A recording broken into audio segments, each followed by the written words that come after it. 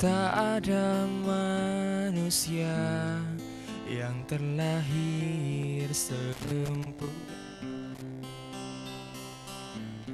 Kau sesali segala yang telah terjadi. Pasti pernah dapatkan cobaan yang berat. Seakan hidup ini tak ada artinya lagi. Syukuri apa yang ada. Hidup adalah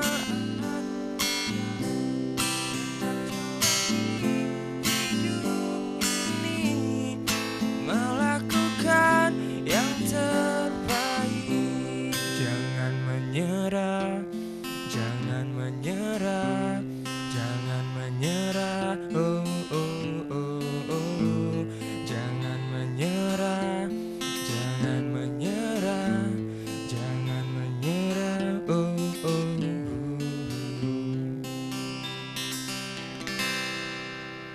Oke, terima kasih pemirsa. Anda masih menyaksikan Aceh Jino, masih dengan cerita C4 dan juga adik-adik yang penyintas kanker. Wah, ini Rais tahu banget ya membawa suasana. Saya ke bawah ini Rais ya, dengan lagu The Massive-nya, Jangan Menyerah. Dan memang ketika kita bicara suatu masalah pemirsa, apapun itu, saya pikir dan kita semua yakin bahwasannya setuju. Jangan menyerah ya, tetap semangat. Dan juga dengan cerita-cerita yang di segmen awal tadi, bahwasannya Laini dengan semangatnya walaupun harus kehilangan kakinya, dan juga dengan semangat dari Kak Ratna, Kak Mirna dan kawan-kawan di C4 ini yang terus mendampingi ya Kak. Tadi kita sebelum break itu ke rumah singgah. Awal rumah singgah ini gimana sih Kak bisa terbentuknya di 2015 ya?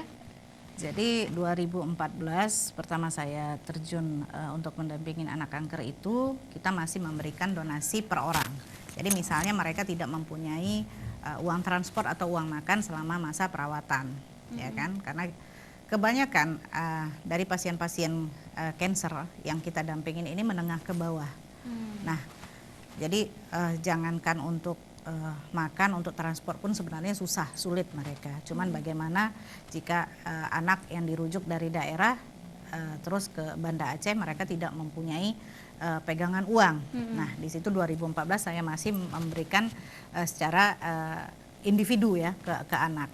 Nah, 2015 saya bertemu sama teman-teman yang sama satu visi dan misi untuk kemanusiaan. Dan kemudian saya bilang, ayo kita bangun aja rumah singgah.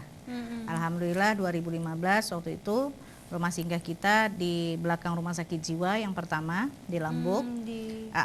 Di Lambuk itu 3 kamar. Nah, karena pasien banyak, kemudian kita pindah ke daerah Lamprit. Sekarang di Lamprit. Di Lamprit, ya, lebih dekat dengan rumah sakit. Jadi alhamdulillah sampai sekarang pun rumah singgah yang di Lamprit sudah jalan 2 tahun masuk 3 tahun, gitu. Kan kalau bicara pastinya perlu dana kan Kak yang besar, kemudian untuk membantu kawan-kawan ini dari mana Kak sumbernya? Ya, kalau sumber dana sebenarnya saya yakin setiap niat baik kita, setiap kita ingin berbuat kebaikan, saya yakin Allah pasti akan memberikan jalan.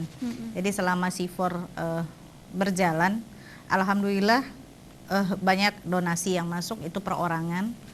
Begitu juga ada beberapa pejabat yang bantu gitu, walaupun tidak kontinu, tapi ya alhamdulillah bisa mengcover kebutuhan rumah singgah. Malah terkadang ada yang antar telur, antar pampers, logistik, sembako untuk rumah singgah. Dan alhamdulillah baru-baru ini juga ada seorang abang yang kami bilang abang baik sebenarnya, yang tiba-tiba membangun menambah kamar, 3 kamar sewa lagi di rumah singgah C4. Dan itu kita sama sekali tidak tahu ini siapa, tapi tiba-tiba Allah mengirimkan, saya bilang malaikat tanpa sayap sebenarnya, mengirimkan bahwa beliau ingin berbuat untuk anak-anak penderita kanker gitu. Baik Kak, ini kan kalau kemudian bicara rumah singgah juga ya. Kemudian kalau ini anak-anak yang di sana itu seperti apa informasi Kak? Apakah bisa terbuka untuk masyarakat misalkan yang belum tahu informasi ini Kak? Boleh dibagi ke kita. Kalau untuk C4 sebenarnya C4 ini kita buat untuk anak-anak yang memang dari daerah mau berobat ke rumah singgah, berobat ke rumah sakit. Maksudnya baik itu pertama kali observasi ke dokter, kemudian untuk kemoterapi, dan saya memang membatasin anak-anak yang saya dampingin itu 18 tahun ke bawah. Jadi memang khusus anak-anak yang menderita kanker, kemudian non-infeksi. Jadi waktu itu saya memang saya memang sebenarnya kanker, ya, sebenarnya kanker, tapi kemudian tiba-tiba mungkin karena informasi bahwa ada rumah singgah. Jadi anak-anak yang non-infeksi seperti sakit hidrosefalus itu pernah ke rumah singgah kita waktu itu sore ya, hujan-hujan, mereka datang, Bu, apa betul ini rumah singgah? Saya tanya anaknya sakit apa, hidrosefalus, dengan menggendong anak, dengan membawa tas gitu kan. Ya, kita tidak akan mungkin menolak melihat kondisi si anak aja kita udah terenyuh. Nah, dari situ saya mulai bilang ke relawan, ini bukan rumah kanker aja, tapi memang khusus anak-anak yang memang membutuhkan tempat tinggal untuk sementara. Gitu. Rata-rata kasusnya apa Kak yang di rumah singgah sendiri? Selain kemudian Leni, Iqbal, ada beberapa orang yang sekarang di rumah singgah yang didampingin? Kalau yang sudah kita dampingin 300 lebih, hampir 400 lebih. Selama 5 tahun ini? Selama 5 tahun itu yang kanker dan non-infeksi ya. Dan sekarang 6 yang ada di rumah singgah, ada yang juga di rumah sakit, lagi perawatan dan kemoterapi. Jadi mereka ini rolling. Jadi setelah mereka misalnya jadwal kemoterapi atau transfusi, ada juga thalassemia kan. Jadi kalau sudah selesai mereka berobat ke rumah sakit, dalam waktu 2 minggu atau 3 minggu, nah itu mereka pulang dulu. Karena orang tuanya kan akan mencari nafkah. Nah tapi kalau rentang waktunya itu seminggu, mereka harus balik lagi. Nah inilah fungsi rumah singgah. Jadi rumah singgah inilah tempat mereka menunggu jadwal berikutnya. Dan rumah singgah semuanya gratis, enggak semua, tidak bayar, sama sekali tidak bayar. Malah kalau mereka tidak punya biaya, nah, jadi kita melihat, kita survei juga, ini kita minta kakaknya, minta datanya, kita lihat pekerjaan orang tua. Nah kalau memang mereka tidak mampu, itu kita bantu untuk transportasi. Dan kita juga kerjasama dengan Baitul Mal, Baitul Mal Aceh. Jadi data anak-anak kita kirim ke Baitul Mal, kemudian nanti Baitul Malnya verifikasi, terjun langsung ke lokasi rumah mereka, mendata mereka, dan alhamdulillah sekarang C4 merasa terbantu dengan adanya bantuan mustahik dari Baitul Mal. Gitu. Jadi pastinya sangat membantu ya Ibu ya. Yang membantu. Mungkin ini saya mau ke Iqbal dan Mama ini. Iqbal, boleh diceritain ke kita, Dik, sakit apa Bu ini Iqbal? Sakit ginjal. Kanker ginjal. Iya. Iqbal sekarang umurnya? Infeksi ginjal. Infeksi ginjal. Iqbal umurnya sekarang berapa sayang? 11 tahun. 11 tahun. Ini tahunya sakit itu dari umur berapa Ibu? Dari umur 9 Boleh dipakai Bu ini mic-nya? Dari umur 9 tahun. 9 tahun. Iqbal lahir seperti anak pada umumnya, normal. Terus kemudian 9 tahun itu, 9 tahun itu boleh diceritain nih Bu, boleh dibagi dong semangatnya ke kita. Kayak mana sakitnya gitu, utamanya? Pertama dia badannya membengkak semua kan. Jadi harus ke rumah sakit katanya kan. Setelah di rumah sakit diperiksa hasil labnya, oh ini ginjal katanya, ada gangguan ginjal. Dirujuk. Setelah itu dirawat, kempes badannya kan. Iya. Pulang seminggu bengkak lagi. Seluruh tubuh bengkak. Iya. Habis itu pulang lagi, udah dirawat, udah kempes, pulang lagi, itu aja kerjaannya. Jadi disarankan sama dokter, ini kita harus suntik CPA tuh. Kemo suntik CPA. Kemo. Terus Dia ada benda 6 C. kali. Jadi setelah CPA itu, setelah selesai bengkak lagi. Jadi kata dokter, ini nggak ada respon, diganti dengan obat Celsep. Itu menjalani berapa bulan juga nggak ada respon, masuk keluar masuk terus rumah sakit. Itu di Banda Aceh, rumah sakitnya? Iya. Dia pernah waktu di Kuala Simpang itu dia koma. Dia koma, panas tinggi, demam, tunggu dokter baru bisa kasih obat, karena dia nggak sembarangan kasih obat, jadi kejang dia. Setelah kejang dia koma, masuk ruang ICU 1 hari 1 malam, baru dirujuk ke Banda itu. Ke Banda. Ibu terima kasih. Jadi walaupun dengan berkaca-kaca menceritakan proses selama ini ya Ibu ya, 3 tahun dari Aceh Tamiang, tapi mendampingi terus. Ibu anak keberapa Ibu? Anak keempat. Anak keempat. Berarti ada abang dan kakak di. Ada.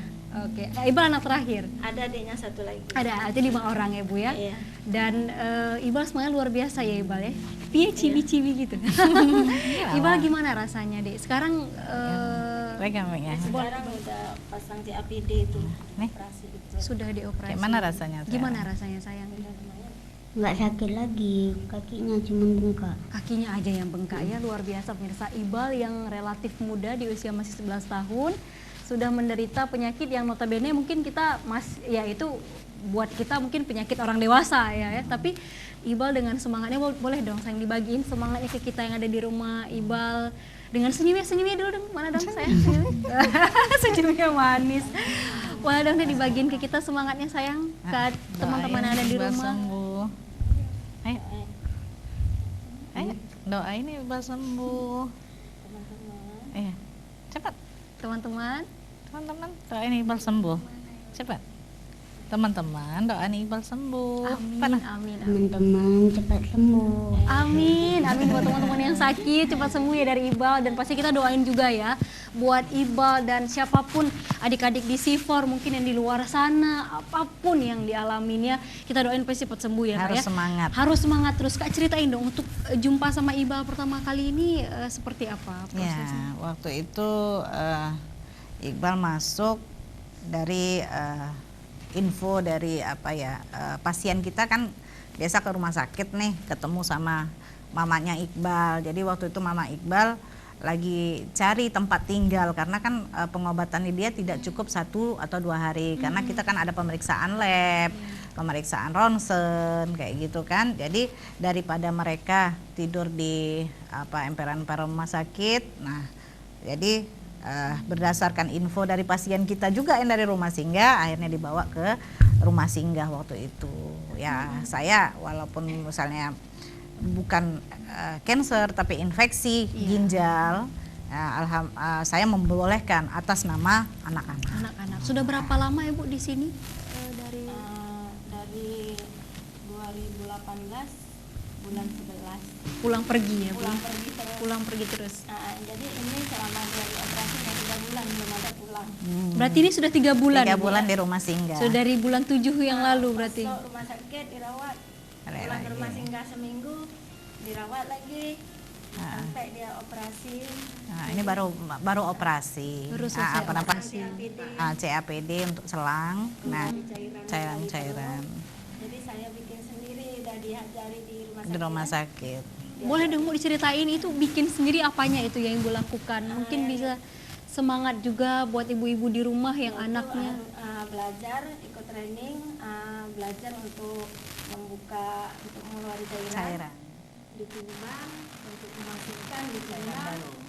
Setelah itu badan juga ditimbang seberapa itu hari dapat timbangannya kan. Jadi cairan itu masuknya 1.500, harus keluar dari harus 1.500 harus lebih. Dan itu Ibu lakukan sendiri? Sendiri. Sendiri semua? Setiap hari. karena sudah di training tadi ya Bu ya. Itu memang karena tadi kebanyakan cairan. Jadi memang harus tadi selang. Jadi ya kata dokter mudah-mudahan membaik. Amin, amin, amin ya Allah, amin ya rabbal alamin. Ini mau ke Kak Mirna nih Kak, yang sehari-hari sama adik-adik, yang sehari-hari di rumah singgah, kalau yang paling kecil berapa tahun? Yang paling kecil ada 24 hari. Masih 24 Iya, hari, itu sakit kebetulan apa?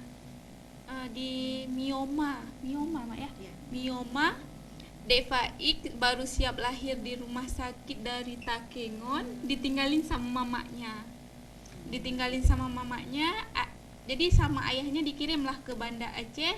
Kebetulan ada relawan kemanusiaan dari Takengon hubungin Bu Ratna. Jadi kami ambil dampingin dari IGD. Alhamdulillah sekarang udah lumayan membaik. Masih belum sebulan Ibu, 24 hari. Mioma itu kalau bahasa sehari-harinya Ibu? Tumor. Ditinggalin ibu, terus kemudian ayahnya. Jadi sekarang siapa yang dampingin Ibu, kalau dari keluarganya? Alhamdulillah tante-tantenya biasanya membawa ke rumah singgah kayak gitu untuk apa check up ya. Check up, berarti ada dari keluarganya. Jadi kita juga maksudnya kalau untuk C4 kita kan dapat informasi dari LSM yang ada di Aceh. Jadi kalau seandainya kita punya teman, saya punya teman yang LSM juga kebetulan di Takengon, di Gayo atau di Biren kayak gitu, mereka selalu menginformasikan karena ini ada pasien kanker anak-anak, bisa nggak dampingin? Oke, saya tunggu. Nah, saya tunggu di Banda Aceh. Nah, sampai di Banda Aceh kita relawan mendampingin si pasien ini dari mulai misalnya mereka tidak tahu cara pendaftaran atau bagaimana proses administrasinya. Nah, itu pertama relawan akan mendampingin itu sebanyak 3 kali. Setelah mereka pintar, itu kita lepas sendiri. Baik, jadi ada pendampingan itu Ada juga pendampingan. sampai ke administrasinya. Iya. Kak Mina boleh diceritain lagi dong, kalau untuk sehari-harinya gimana ngedampingin adik-adik, apalagi tadi yang masih belum sebulan, malah 24 hari masih umurnya. Kalau sehari-hari lebih ke kami ada program ya, program jangka pendek, jangka panjang.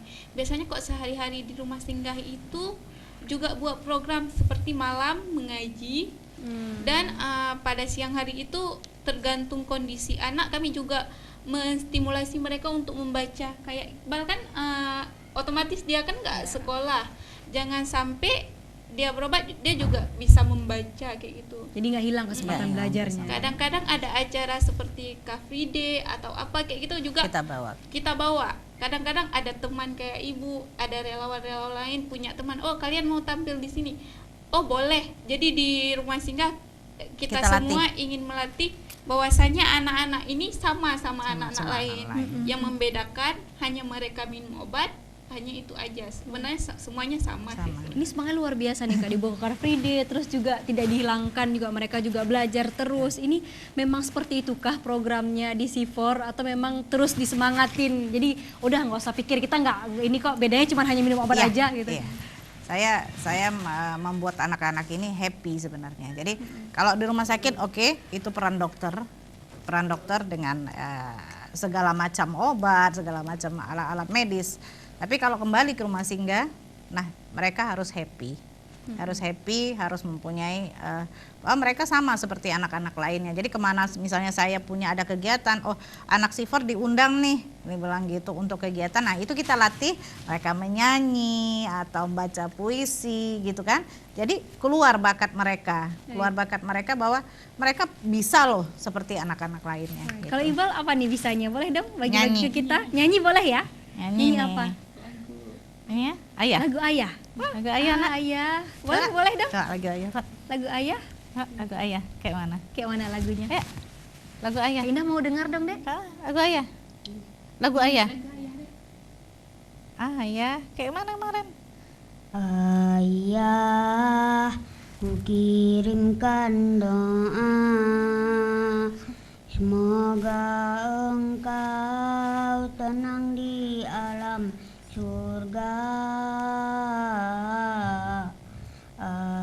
Ayah, kan ku ingat lalu pengorbanan yang telah Engkau berikan.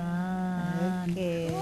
Ayah, terlalu cepat kau pergi, meninggalkan aku sendiri. Ayah, tak bisa aku ingkari, tanpa Engkau hidupku terasa sunyi. Oke. Luar biasa. Oh, ini the next veteran Veto ini ya. Ya, Vira. Terima kasih. Iqbal suaranya bagus sih. Kalau lainnya apa nih, baca puisi? Ya, Sa? Oh. Jadi terus dilatih ya Kak, biar Iya. kemudian semangat kawan-kawan ini, adik-adik ini pastinya tetap terjaga ya. Iya. Kalau sehari-hari gimana nih Kak pengalamannya? Otomatis kan kalau Kak Mirna ini notabene masih muda juga, terus ngadapin adik-adik juga, ini gimana Kak sehari-harinya? Sehari-harinya lebih ke Mirna sebenarnya di situ bahagia ya. Senang ya, Karena ngelihat semangat bahagia di rumah singgah belum Mirna bisa dapatin di tempat lain. Seperti kan di situ berbagai daerah ya, berbagai daerah ada.